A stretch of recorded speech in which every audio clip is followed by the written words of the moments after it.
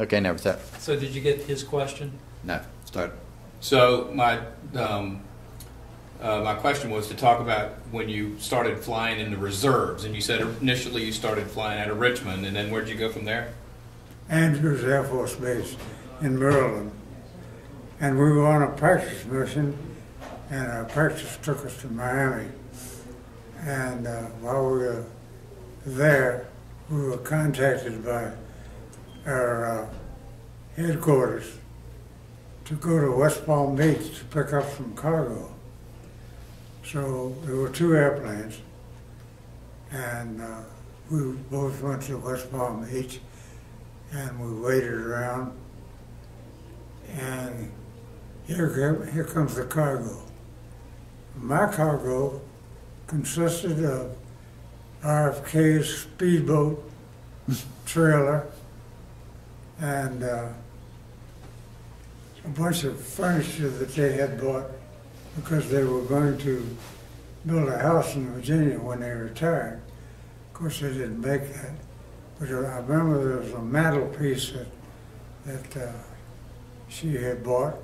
Who bought? Kennedy's wife. Oh, right. John Kennedy's wife. We had a load of toys that the kids had down there, beach balls and all that sort of stuff. And I don't know what Ray had on his airplane, but a bunch of personal effects and so on. So anyway, we were loaded up and headed to Washington, and I was jogging along. We got up into Virginia, Northern Virginia, and I contacted the ATC, Air Traffic Control, and told them where we were and where we were going.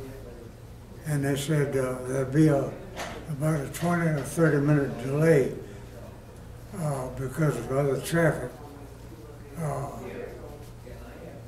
If you'll enter a holding pattern at wherever the hell it was, I don't remember.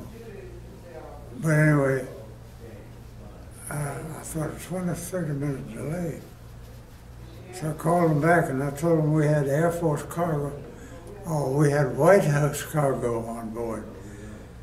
And they said, Roger, you're cleared for an approach. And what year was that? Was this before Kennedy was president?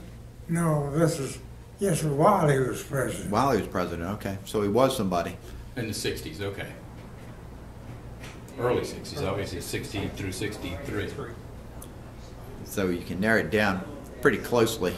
So Dan, tell me if you remember this. I remember being, I think I do, maybe I'm fabricating this, but I remember being in Massey's mill and being herded out of the house. Do you remember this? Yes. Okay, so tell about this, because I remember this like it was absolutely yesterday, and I couldn't have been more than, what, you know. It was a day when we were just building up flying time. And the navigator said, where would you like to go? I said, Batesville. Batesville? Where the hell is Batesville? And I told him where it was, and he said, oh, okay, I got it. So he gave me a course to Batesville, and we flew down there, and I did a circle of the village, I guess you could call it. And when I passed over David and Grace's house, the kids were coming out and ran. There must have been 20 of them. I don't know who they all were.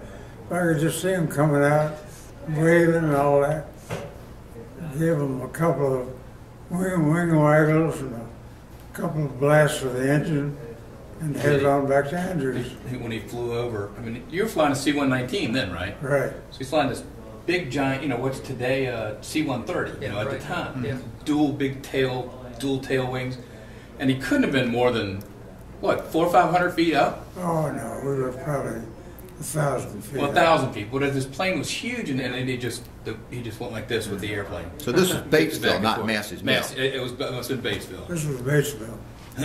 Okay, and did you weren't able to radio to anybody that you were doing this, so somebody had to spot you and then start getting people motivated to get outside. We were very quiet. No radio. It's like one night over Richmond, we came down and we flew over the West End and headed on back to D.C. And the tower called us and said, do you see any other airplanes up there? Somebody's making noise over the West End of Richmond. I said, no, we don't see anybody. And it was you? It was us.